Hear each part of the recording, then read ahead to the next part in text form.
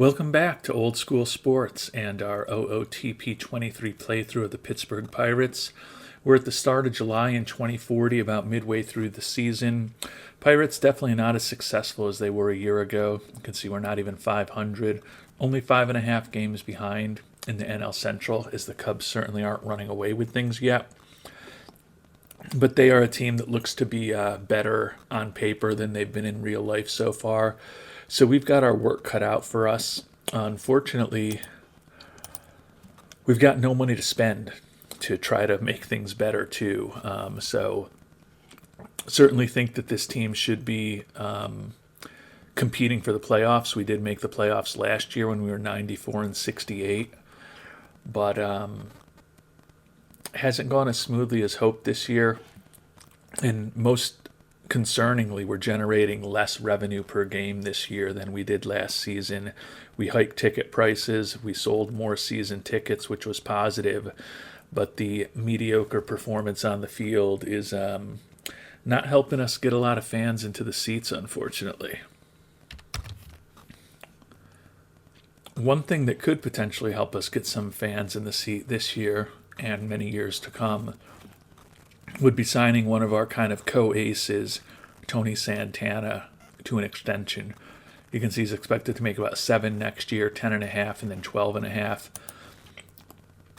He's got a nice 6-pitch repertoire of above average to above average to very good pitches, which results in really good stuff, plus movement and adequate control. He's a fan favorite with good work ethic, normal injury proneness, and we've been talking contract extension with him from time to time. Normally he's kind of been in the $22 million range. Happen to see him right now where he's looking for barely over $16 million. So we are going to engage with him on this. I don't know if we can get him locked up for 9 years. I don't know if we even want to do that up into his mid-30s. Certainly a lot of unpredictability and injuries and how pitchers will evolve. But if we can get through these 3 arbitration years and buy out at least a few of his free agency years, late 20s and early 30s, at a reasonable amount, I would love to do that with Santana. And I'd be shocked if this offer got it done. We're offering him an average of $13 million a year over 8 years. We took out the player opt-out after it was either season 5 or 6. Did keep in team options for the last couple years. So we're over $3 million a year less than he was looking for, 1 year less than he was looking for.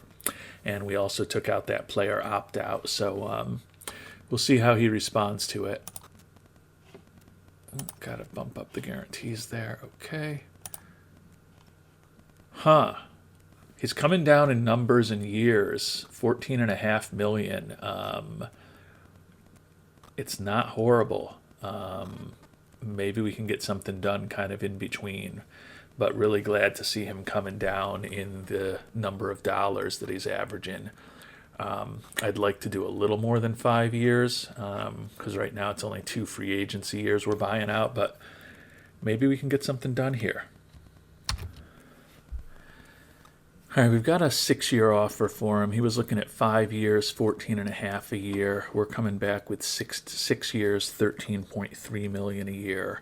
He had originally been looking at 9 at about 15. We had come back with 8 at about 12. So we're more than meeting him halfway, although we are adding a year into the contract.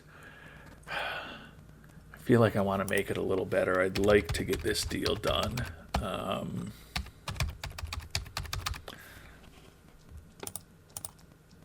We've got it up to 13.5 million now, so we're barely $1 million off of what he's looking for. I'm going to put this one out there. Yeah, he really wants 5 years, and his annual amount has gone up, unfortunately. Might be our last chance to get an offer in front of Mr. Santana. All right, we're trying to get into his neighborhood. We've got a 6-year deal, average of $14.25 million. Team option in the 6th year. He's looking for 14.7 over 5 years. So I feel like we're close, and he's willing to think about it. If we can get Santana signed for this deal, would be a big step forward for the Pirates to just know that we've got him locked up for the next 6 years if we want him to be. Now we're going to have to find a way to pay for this contract because $20 million in season, the 2046 season, if we don't get things improved, is about 30% of what our current payroll is, which would be a lot. So as long as he remains healthy, it's certainly a contract that we would be able to trade away if we needed to. So we're going to go ahead and submit the offer and maybe get our ace signed. The other guy that we have talked about signing to a long-term deal in the past, and we did make some offers to last offseason as far as our starting pitchers, was Ricky Gotti, who's also kind of our co-ace. He is looking for a similar amount to Santana at this point. I like Santana a little better. Santana's younger. They're both normal in terms of injury proneness. And at the major league level, Santana has certainly been a more productive pitcher. I like them both, and when I thought that I had to sign Santana for about $21 million, $22 million, we did try to make some offers to Gotti last offseason, but couldn't get him signed. I don't know that we can afford two pitchers making that kind of money, so we'll see what happens with Santana, and maybe we can re-engage with Gotti sometime down the line before he becomes a potential free agent. And probably not a shock, we tried to shoot our shot with who we felt was by far the best international amateur free agent, Tommy Sandoval. Looks like he could be an absolute monster. Great hitter, got a lot of speed, good work ethic, solid defensively. Only 16 years old and change, but he prefers to go with the Dodgers, so we'll see who's still available. Luis Flores, the starting pitcher that we were a little interested in, is still out there. I like the work ethic. The rest of his personality isn't great. Has a potential 4-pitch repertoire, including a changeup. So he could definitely develop into a starting pitcher. A good major league starting pitcher. Looking at the batters, pretty much everybody's still out there that we were looking at a couple days ago. And I think we're going to try to take a flyer on Flores.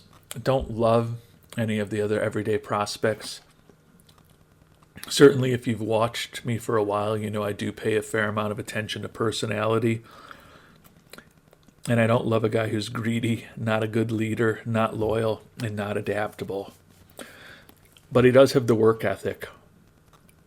And I think that I tend to build teams with enough good personality traits around that hopefully he won't be too much of a negative influence on others, and maybe others can kind of influence him in a more positive direction. No guarantees that we're going to get him. He's only looking for $3.8 million. We're going to give him the whole 5 and see if maybe we can get him locked up. And some good news, we did get Luis Flores as our international amateur free agent for this year. So it's another arm for our system, always looking to add some pitching talent. Hopefully Flores develops for us. And let's find out how many All-Stars the Pirates have. We had 1 our first season in 2038, 3 last year. Would certainly, we're obviously going to have at least 1. We have to have 1. I would certainly think Isaiah Hill will be an All-Star again, coming off of his MVP/Rookie of the Year season. The question is whether we'll have more than 1 All-Star. I would think some of the pitchers would be in the mix also. Looking at the National League, Ricky Gotti, the starting pitcher that we didn't offer a contract to, 6-7 record, but a 3.17 ERA with 135 strikeouts and 122 innings as an All-Star. Willie Arenales, 3.14 ERA with a 1-0 record, 60 strikeouts over 51 2/3 innings out of the pen.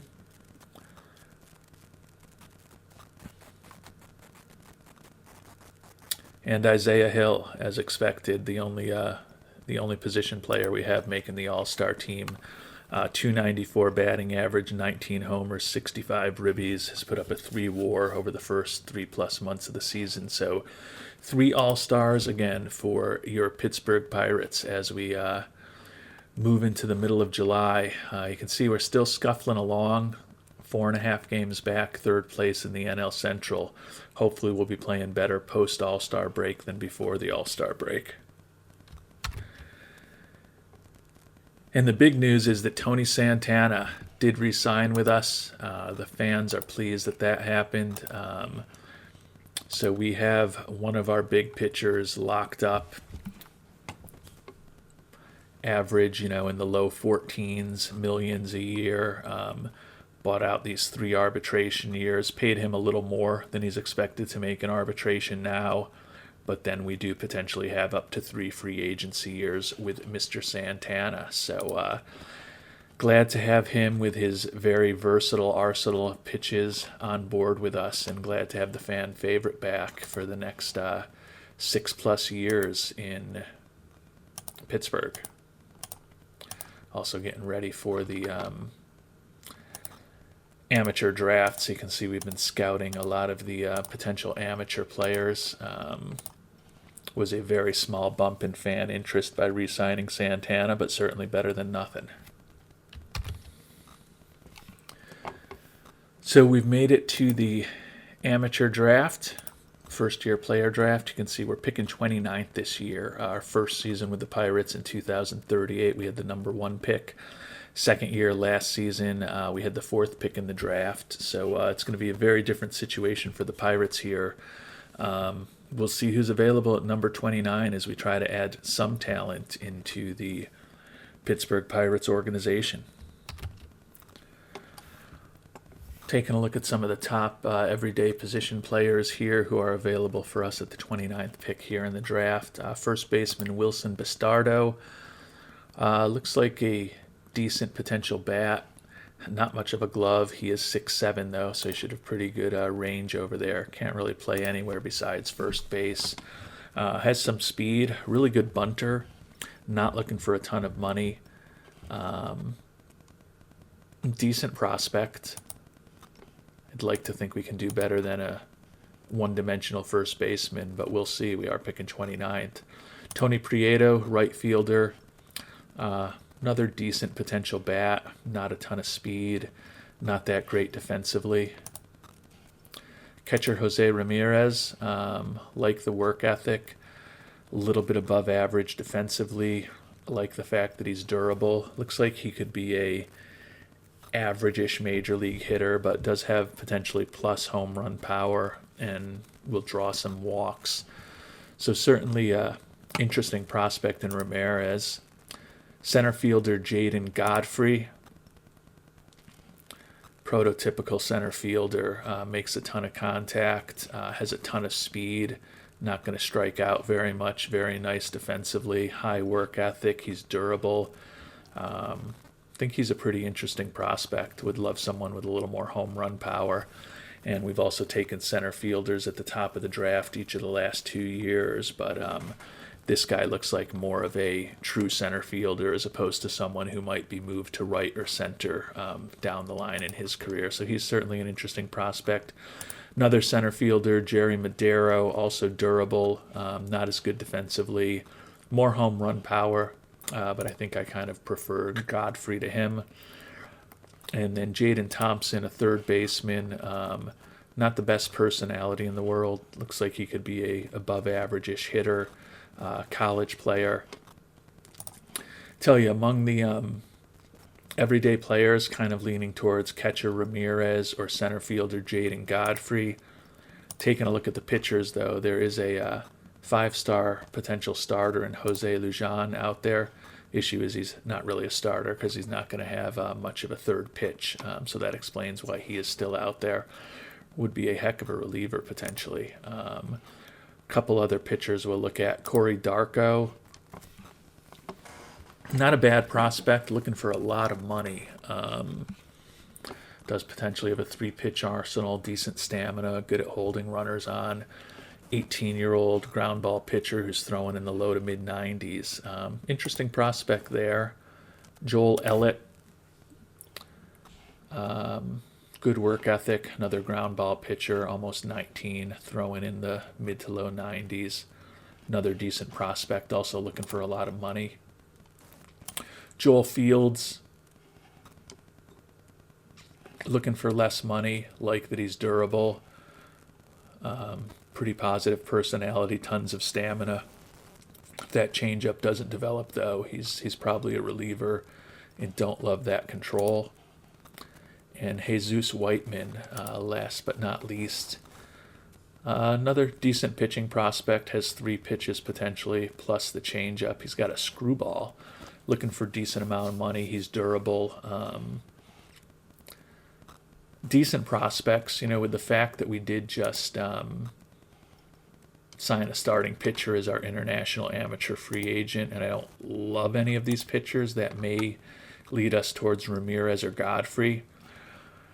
But let's check in with Mr. Cavanario and see what he recommends. And he recommends first baseman John Juggernaut Reese. Good work ethic. He's durable, not looking for a ton of money, not that good defensively, no speed. He's a power hitter. I do not see Mr. Juggernaut Reese being the direction that we want to go. Always hard to find a catcher, like one that's durable, good leadership, good work ethic. In a perfect world, I'd want a catcher who's better defensively, but at least he's still a little bit above average potentially in terms of his catcher ability, and looks like he could be a average-ish to better than average hitter. His signability is viewed as impossible, so that certainly works against him. He's going to have like a crazy, crazy demand.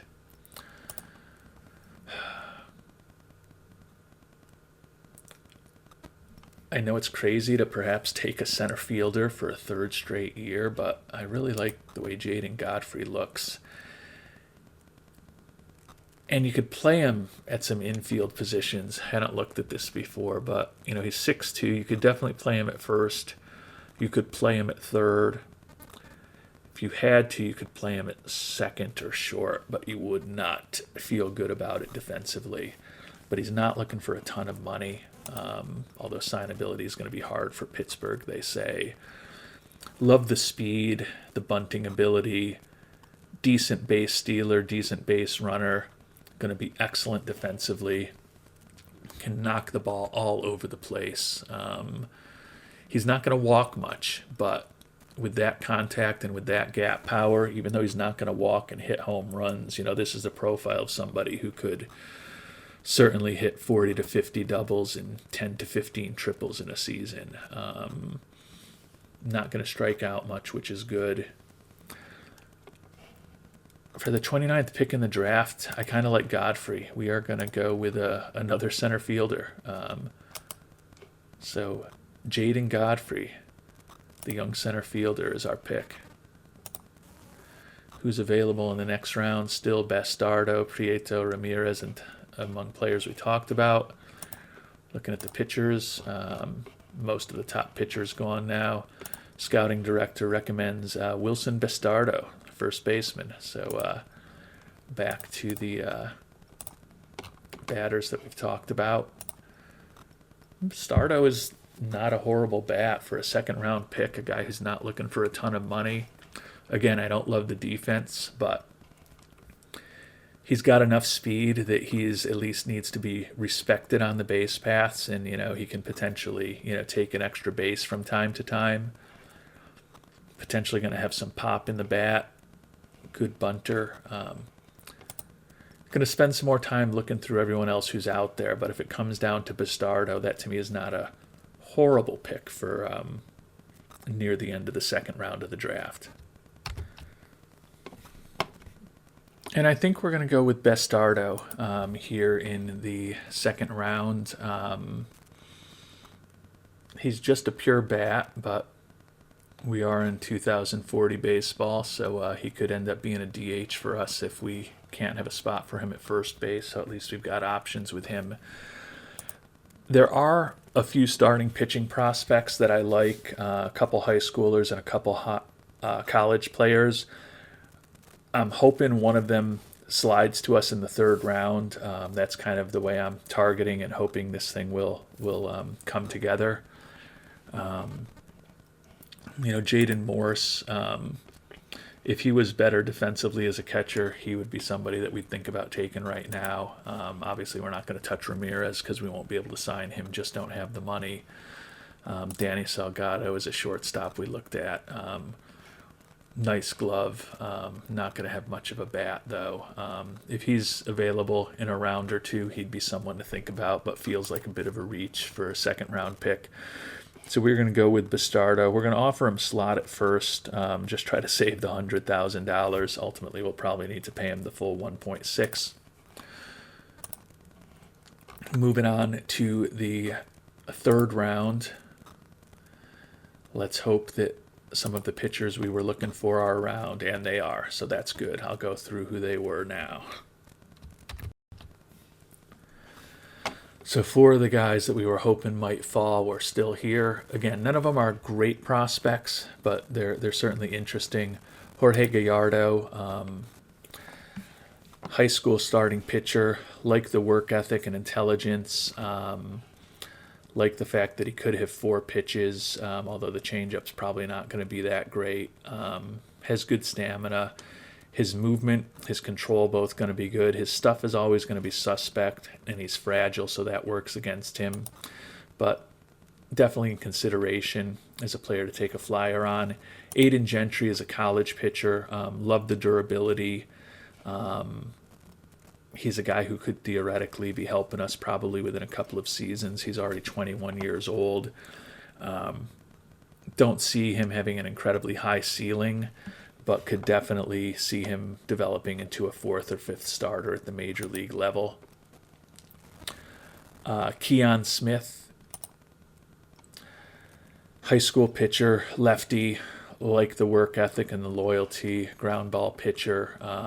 Potentially has a 5-pitch arsenal. Now, none of those pitches look like they're going to be exceptional, but if they all kind of develop into that 50, 55, 60 range, that's certainly enough to get by with.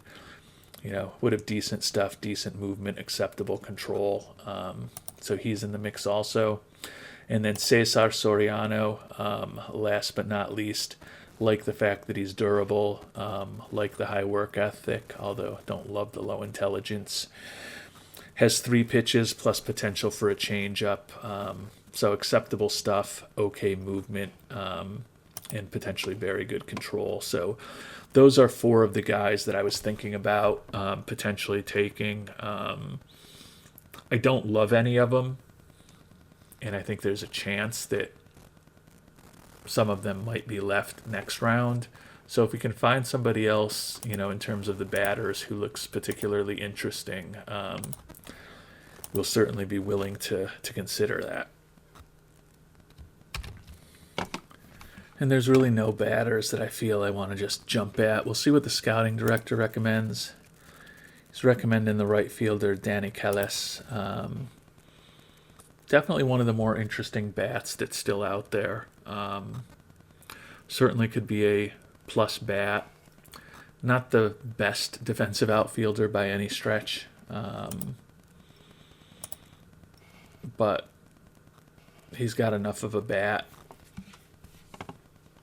that if everything develops, you don't let it bother you that much. I don't love him, but I don't really love anyone who's here at the end of the 3rd round, quite honestly. I had been looking at Callis.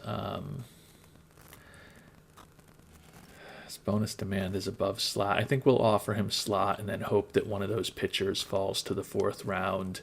Feels like a little bit of a reach for those pitchers right now, too. And with 4 of them out there, hopefully one will be around in the 4th round, which is where we are. Scouting director recommends Ed Smith, high school right fielder. Pretty similar profile, not quite as good as the guy we just drafted. A little more speed, a little better bunter, not a great personality, also not great defensively. Let's see if any of the pitchers are still around. Keon Smith and Cesar Soriano are still around, so it might be time to grab one of those two. Two other starters, Victor Pino, who's not really a starter. That changeup's not going to develop. John Smith, similar situation. So the two starters, Keon Smith, like the potential arsenal that he has with 4 pitches, like the personality. Seems like he could definitely be a back of the rotation kind of starter. Cesar Soriano, I don't like him quite as much, even though he is durable. So we are going to go ahead and take Keon Smith here in the 4th round.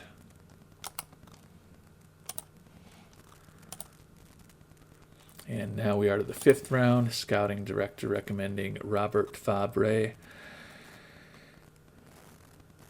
Left fielder, not looking for much money, coming out of Seminole State College of Florida.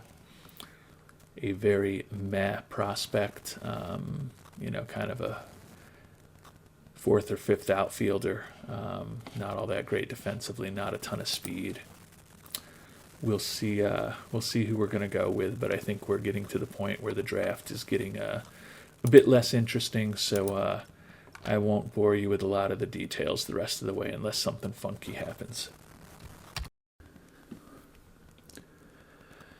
So there was nothing else too exciting in the draft. You can see that the demands for the players for most of our 2nd through 5th rounders, actually all of our 2nd through 5th rounders, are above slot.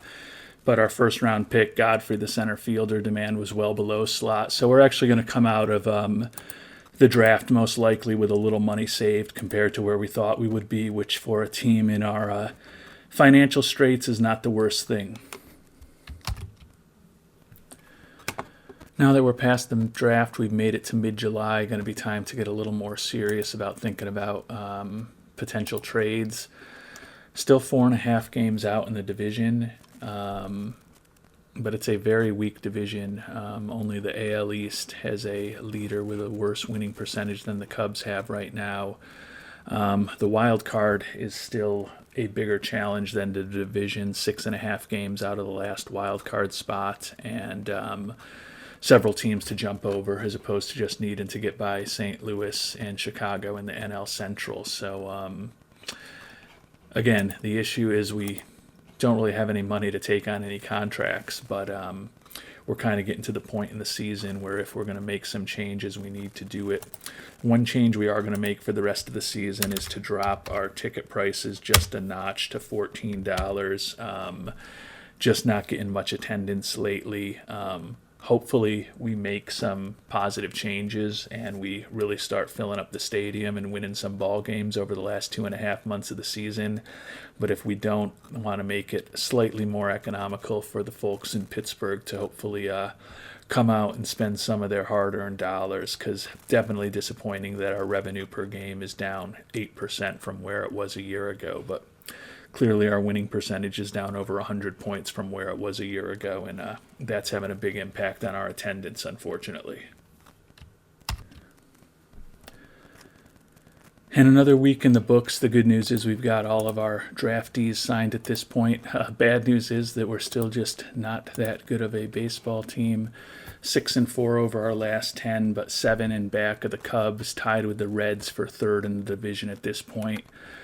Looking at the wild card, still 6.5 back, a few teams to jump over, but we actually are closer to the wild card at this point than we are to the division, with the Cubs heating up a little bit and playing better baseball. It's getting close to decision time. We've obviously still got more than a week till the trade deadline, but just barely over a week. Going to need to really put some thought into, are we buyers or are we sellers, and what do we need to work on? 11th in the National League in runs scored, so that's worse than we were a season ago. We are up to 2nd in the National League in runs allowed, so our bullpen has been exceptional. Our starting pitching has been average. Have a mediocre defense as far as defensive efficiency, but pretty good defense in terms of our zone rating. On base percentage, we're up to 11th, which sadly is 3 spots up from where we were a year ago. But you can see over the last 2 months, we've basically been one game under 500. Had a really good May after that bad April and March. But we're 6 games below 500 for the year, and we're not really playing much better than 500. In fact, we're playing worse than 500 over the last close to 2 months. So we're going to have to do some soul searching as to what we want to do over these next 8 days when we decide whether we're playing for this year or are we trying to acquire some talent for next season. And I think that I'll have the best sense of that when there's, another week of data in the books, quite honestly. It's sad that it's that close, but kind of feel like if we go off, and I'll take a look at the schedule here, how many games we've got this week. We've got 6 games between now and next Monday, and then 2 games at St. Louis and home against Washington over the next week. St. Louis, we've got to, even though we're on the road, take 2 of those 3. And then Washington is another team that we're chasing for the wild card. If we can go 4-2 in those games, it gives us some hope. If we go 1-5 or something in those games, though, it might tell us that it's time to be sellers, and this just isn't going to be our season. And if we do decide to move on from somebody, it's probably going to be Tony Fonseca, who's going to make $10.5 million next year, our starting shortstop. We've had Kansas City subsidizing his contract for us the last 3 seasons since we traded for him right when we were starting this playthrough, but his bat has definitely regressed. Still a very good fielder. It's going to leave us a big hole in the infield if we do end up losing him. Near term, Oscar Gomez would certainly get the job. He's a very talented defensive shortstop, 25 years old, durable. He's hitting a .191, so he's out on I-91. His OPS plus is 25, and his WRC plus is 18. So just not a major league hitter, unfortunately. But he would be the most logical person to at least defensively play at shortstop for us. Adam Fuchs, if we move on, the catcher is due to make close to $9 million next year in arbitration. Love his defense, love his personality, love his Iron Man durability. But I don't know that this Pittsburgh team can afford to spend $9 million-ish on a catcher next year for a guy who's a below-average offensive player, but still useful, a positive WAR player of about 2 a season, thanks largely to his defense. But he would be another one to potentially move on from.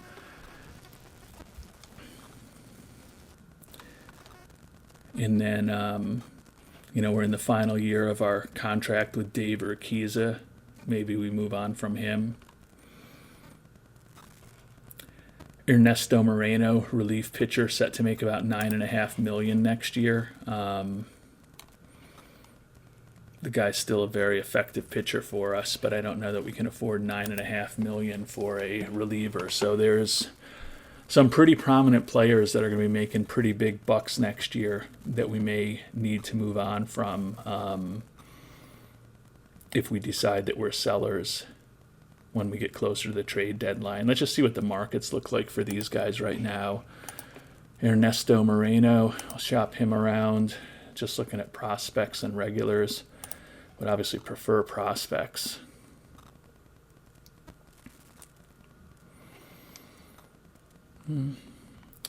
Doesn't look like there's anyone really overwhelming that we can pick up for him, unfortunately.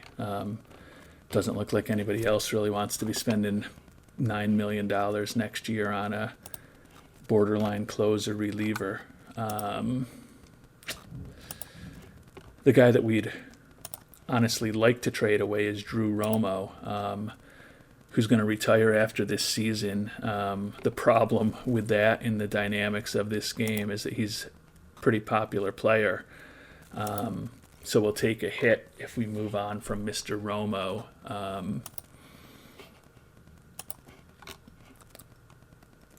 But he's on the interstate also hitting a buck 88 this year. He's been brutal, and even with that great defense, he's been a below average WAR player for us. Just see what, if any, market there is for him. I'm guessing it's not going to be that great, given that we picked him up as a free agent at the start of spring training. But maybe someone wants his defense to help with a playoff push. A few players out there. Amari Lister, Matt reliever, Willie Suniga. He's not horrible.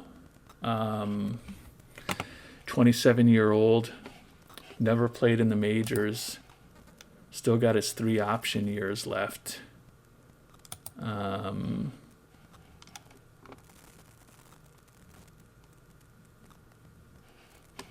Good personality. He's probably more of a 4A pitcher than a major leaguer, but if a team like Pittsburgh had to have him pitch in long relief or even our 5th starter, not the end of the world to pick up someone like Suniga. While we're thinking about catchers, let's see what we could get for Adam Fuchs.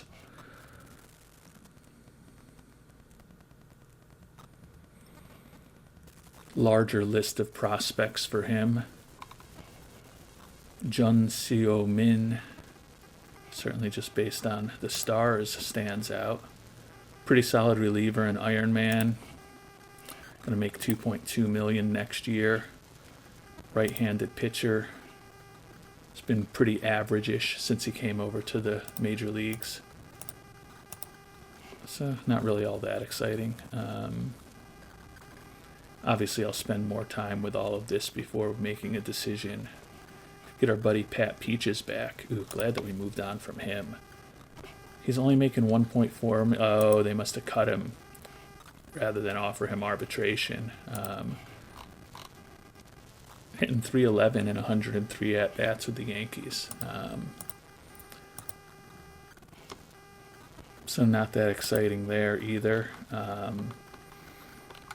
What would Mr. Fonseca be worth?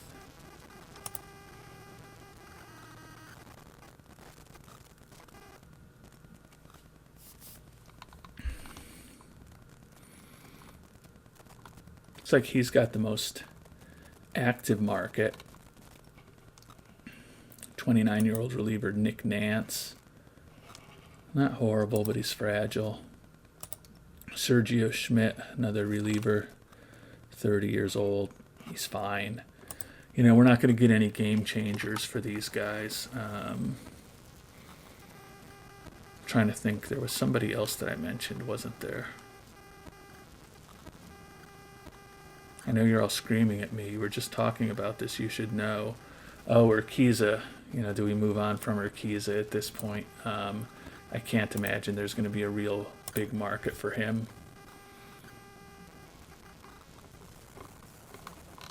And I'm completely wrong. There's probably the most robust market for him out of anybody.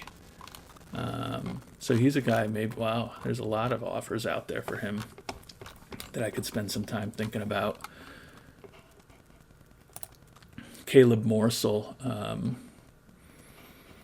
got some nasty stuff, 3 nasty pitches. His movement and control aren't exceptional, but he's a ground ball pitcher who throws in the mid-90s. He's been average-ish at the major league level, quite honestly, over the course of his career. So not surprisingly, we can get some decent-ish relievers if we move on from these people. And obviously there is an option for us to package a couple of them together. But it's good to know that there's a market out there. You know, we're going to see how the next week goes in these games that we've got coming up at St. Louis and against Washington. And like I said, if we can particularly take 2 out of 3 on the road in St. Louis, that would be a really good sign. You know, we get swept by the Cardinals and we lose 2 out of 3 to Washington, though, and you know, we're quickly falling out of it. We'll check in again in a week and see how those games go. But right now, as we talked about, we're 7 out in the division and we're 6.5 out in the wild card. So we'll play another week here in July and see what happens. So let's just blast right through this. First game against St. Louis. 7-1 loss. 3-4 loss. Ooh. 19-year-old pitcher Van Nettles.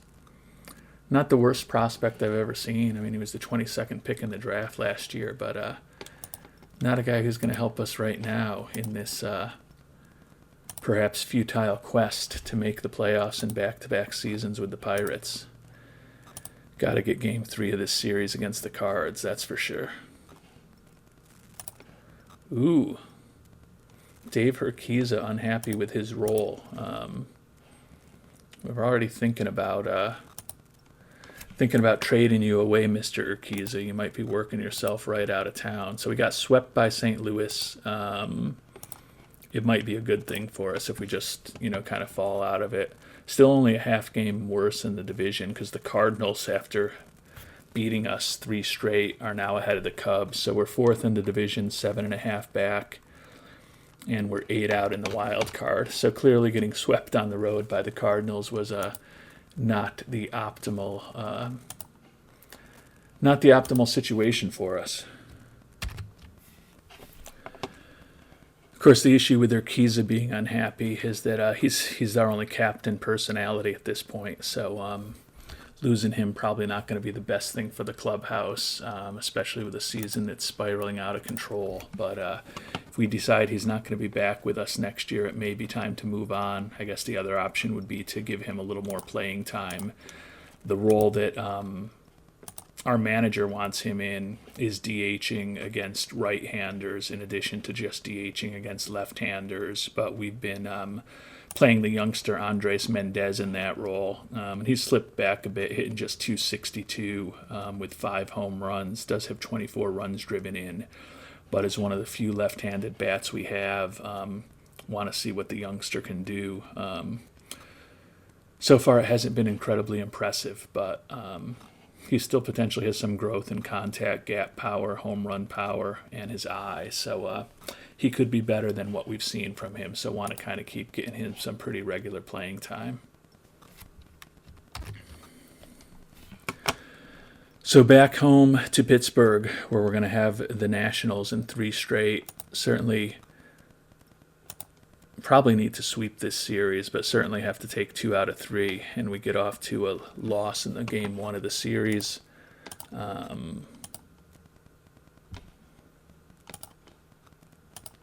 I guess if this season is going to spiral out of control, and at this point 4 losses in a row, and we've lost 7 of our last 9. It's close to spiraling out of control. I guess it's better if it happens before the trade deadline than right after the trade deadline. Get a win in 11 innings here on Saturday. Let's move on to Sunday and see where we stand.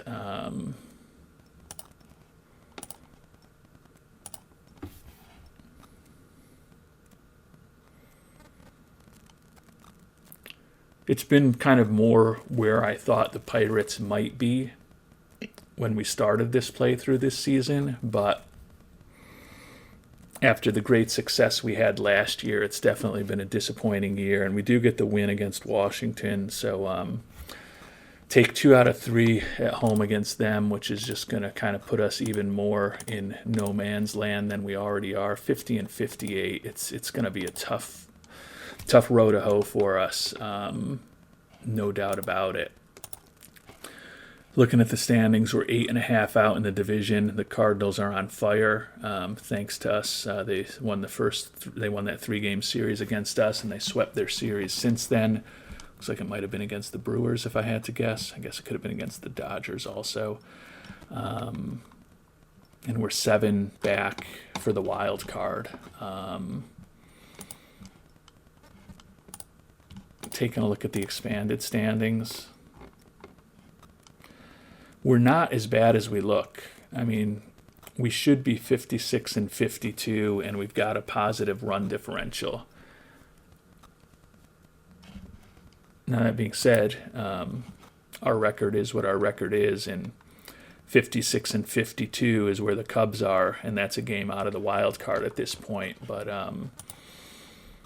does make me feel a little better that although we've been unlucky this year, maybe the team's not as bad as I think they are. But we're 13th in the league in runs scored, second in runs allowed. 10-12 record in July, so we've had a losing record for 2 straight months. We've been unlucky, but is this a World Series team? Certainly not. Is this a division winning team? Almost certainly not. Is this a playoff team? Probably not. I think there's a chance, but hope springs eternal. Got some tough decisions to make these last couple days in July, that's for sure.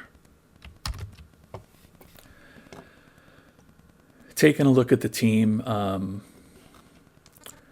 Drew Romo is not helping us win. He looks great on paper.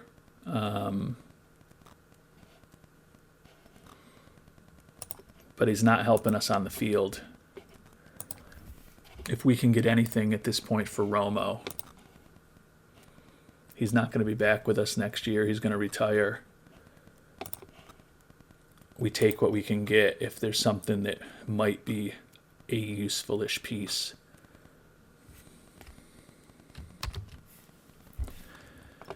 And we still can get Willie Suniga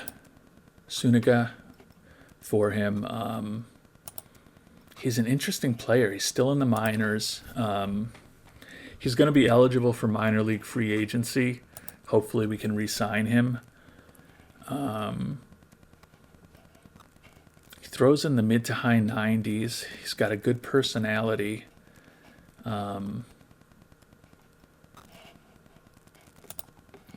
Over the course of his minor league career, he's certainly been an above-average pitcher. Been at the AAA level the last couple years.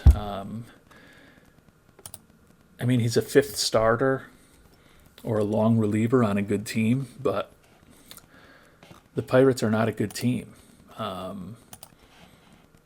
And if we are able to get him signed to an extension, he's still got 3 option years left. So he gives us a lot of optionality for the next few seasons. I'm going to certainly see if we can get a little more out of Tampa Bay than just Suniga. But I think it's time to move on from Drew Romo. That experiment just hasn't worked. And we've got Heel chomping at the bit in AAA, who's not quite as good defensively, but almost as good defensively, ready to come back up. And we've pieced together a deal here. I hope that the hit to fan interest isn't too much. It really shouldn't be significant, given that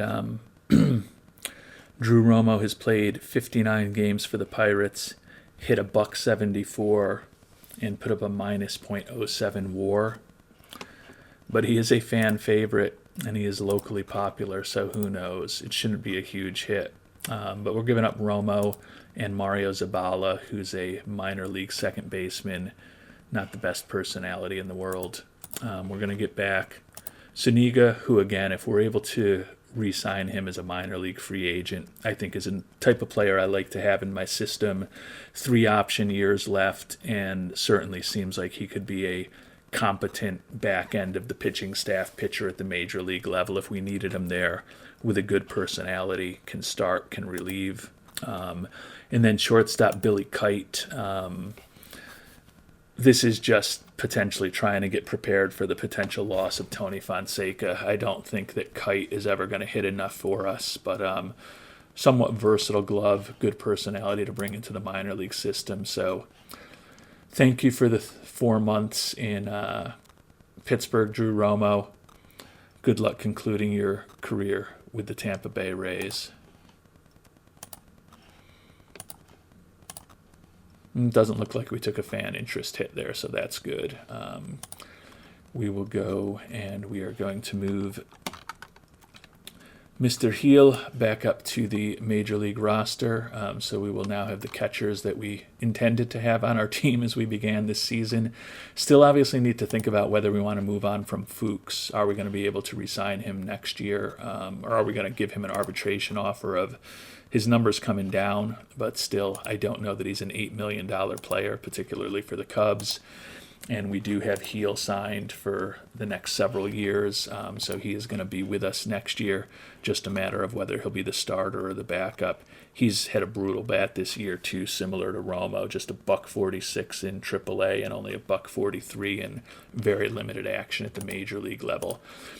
Hopefully he'll do better now, but who knows? But I don't feel like we lost a lot moving on from Romo. So getting rid of the worst player on my team, who was in his late 30s and was about to retire, not a particularly difficult decision to make. Do we want to get rid of our captain, Urquiza? Do we want to get rid of our starting catcher, Fuchs? Do we want to get rid of our starting shortstop, Fonseca? If we get rid of Fonseca, we are definitely throwing in the towel on this season. As I said, we're going to lose him next year. We're not going to be able to get that team option for $10.5 million. I don't think the Pirates can afford that, but we're only paying him $5.5 million this year.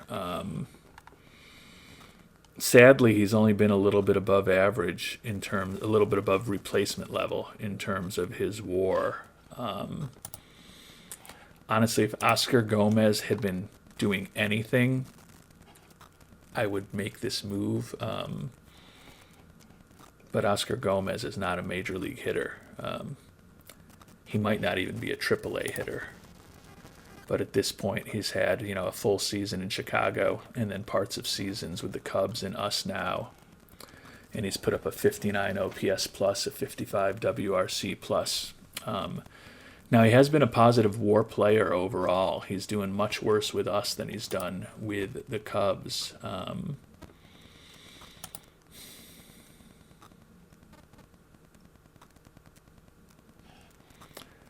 like the glove a lot. The bat, obviously, is not very good. And he would be the guy if we move on from Mr. Fonseca. Question is, what can we get for Mr. Fonseca?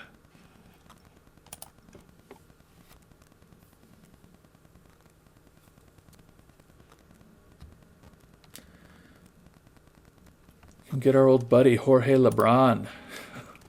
No longer with Kansas City, been with St. Louis the last couple years. Making pretty good money. I don't think that's the answer, but we'll see if there's anyone else out here who might be interesting. The most interesting offer to me for Fonseca is Flavio Avanzi, shortstop. You can see he's not as good defensively as Fonseca. Profiles as a below average hitter. He's only been up in the majors for 5 days this year with Baltimore, where he went 2 for 11. But obviously that's a very small sample size. Is durable, does have a good personality, captain personality, quite honestly. If we decided to move on from Urquiza, he could fill in for that. He's got one option year left, but honestly, he would probably be our starting shortstop this year and next year. It's a downgrade from Fonseca. There's no doubt about it. But I think that Avanzi, with the combination of a decent glove, not a perfect glove for shortstop by any means, with that error rating and that turn DP rating,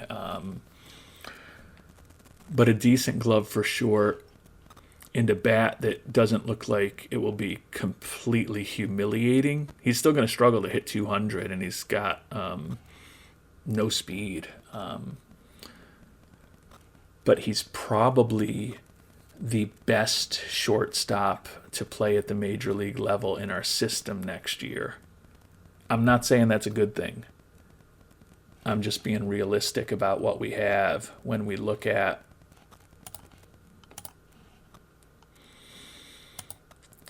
the options we've got at the major league level at this point. Oscar Gomez, I love the glove, but that bat doesn't look much worse than the guy we're thinking about trading for, but I think it's definitely worse, and he's certainly proven that he can't hit at the major league level at this point. The other option we've got for shortstop next year is Luis Perez, who's down in AAA. Another guy with a nice glove. Can't hit. Although he is hitting .310 in AAA this year. That's after hitting .240 there last year.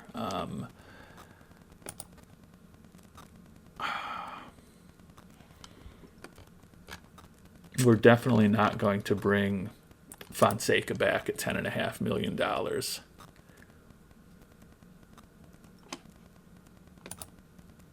Now we could certainly, actually we can't really, because we're going to have to decide on his option before we move on from him.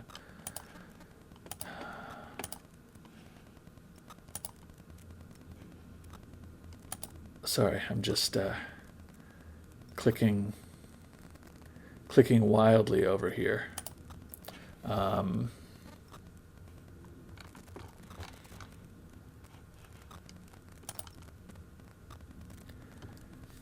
I sadly think that Avanzi could be our starting shortstop next year. I would strongly consider him over Gomez or Perez just because, although the hitting with Avanzi isn't going to be great, I think there's a chance he hits over 200, and I'm not confident that either of those other guys can. He's got a lot more pop in his bat than those two. He's durable. His glove is not as good, but there's probably not going to be a rock star shortstop that we're going to be able to add in free agency or in trade this offseason. And we can go ahead and take a quick look at upcoming free agents. I mean, Sam Richardson is the best. So he's not a bad option. He's making $13.8 million this year. He's got good range. His error and his arm aren't great, but he can at least hit at a representative level at the major league level 2 of the last 3 seasons. I mean, if he's only looking for $3.4 million next year, I would certainly think about bringing him on board. But I tend to think that that number could be a lot higher, given that he's making almost $14 million this year. And then if we look at who's available on the trade block right now, Richardson is out there. I mean, I guess I can see what would it take to get Richardson. Yeah, I mean, they want one of our top 4 starting pitchers. That's not going to happen. But if he makes it to free agency, he'd be somebody to think about next year. But I don't think there are any guarantees that he's going to get there. And I know that we're not going to have Fonseca back at $10.5 million. So I'm going to try to get more than just Flavio Avanzi for him. But I think we may finally, after a long run with Fonseca in Kansas City, followed by a 2.5-year run with Fonseca in Pittsburgh, he may be in someone else's organization in a matter of moments. And I think we've got a trade together for Fonseca. We'll get back Flavio Avanzi as well as $2.5 million. We're not going to bring Fonseca back next year. And Avanzi, I think, could conceivably be our starting shortstop next year. And again, I'm not saying that that's a good thing. I'm not saying I want that to be the case. But I think putting Avanzi on this roster right now, he is our best option at shortstop. I don't know whether our manager will agree with that, but we're going to find out. Goodbye, Mr. Fonseca. Enjoyed you during those 3 World Series championships in Kansas City. You've grown up in this sim, in this playthrough. I believe he was an international free agent. Let me check. Yeah, he signed him to a $5 million in 2026 as an international free agent. So you've had a nice run with the Royals and the Pirates organizations while I've been general manager. But it's time for you to let your wings fly, Mr. Fonseca. And Flavio Avanzi, welcome to Pittsburgh.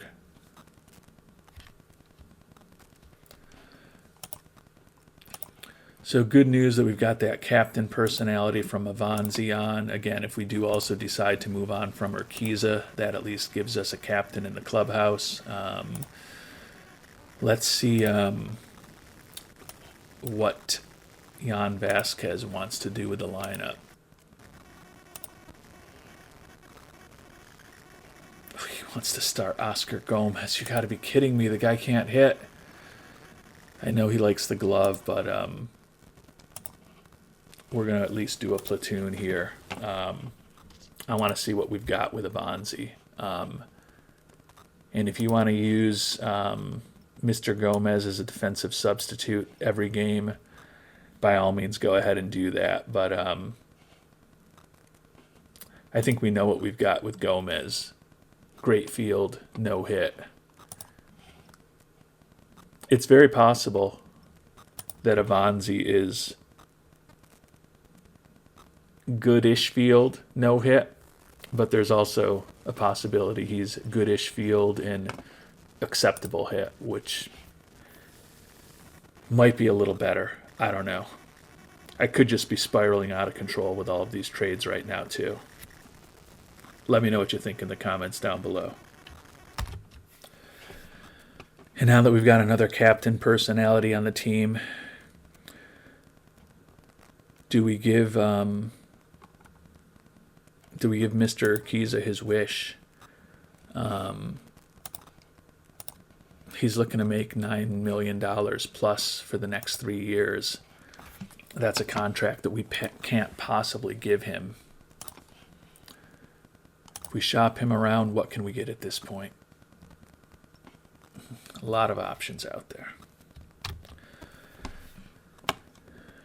In fact, there's so many options out there that I'm not going to be able to go through all of them and figure out what I need to do in this episode. I don't feel like I've done anything yet that I can't bounce back from. I like the picture we got for Romo. I like that we got something for Fonseca, and we also got some cash back, which is important to the penny-pinching Pirates. But I've got to give exactly what I want to do for the rest of this trade deadline some more thought. So we will jump back in on July 30th in our next episode as I think through some of these things. And if you give me comments and I don't follow them, it's probably because I had already filmed or recorded the upcoming episode before I posted this one that you're watching right now. So it was probably good advice. I probably just never actually saw it before moving forward in the universe that we're playing in. But I don't think it's a 0% probability that we make the playoffs with the Pirates this year. But it's a lot closer to 0 than it is to 100. And it's probably a lot closer to 0 than it is to 50%. So if I can get something for some of the guys that are almost certainly not going to be back with us next year, I think I need to give that some serious thought. So we'll find out what I decide in our next episode. Until then, thanks so much for watching, and hope you have a great day.